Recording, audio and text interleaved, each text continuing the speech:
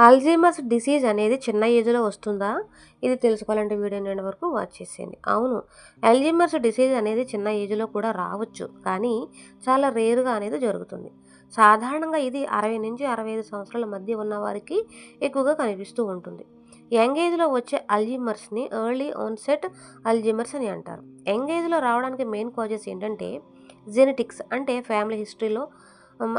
ఎవరికైనా ఉంటే కనుక వచ్చే ఛాన్స్ ఉంది. ఇంకా బ్రెయిన్ ఇంజ్యూరీస్ గతంలో ఏదైనా మనకు తలకి గాయాలు తగిలితే దాని వలన వస్తుంది.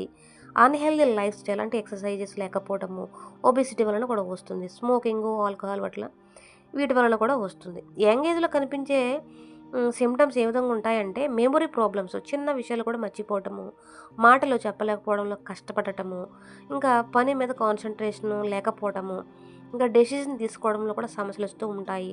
మూడ్ చేంజెస్ అవుతూ ఉంటాయి.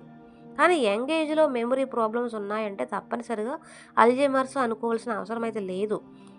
స్ట్రెస్సో, స్లీప్‌లెస్సో, విటమిన్ డెఫిషియన్సీ వంటివి కూడా కారణం కావచ్చు.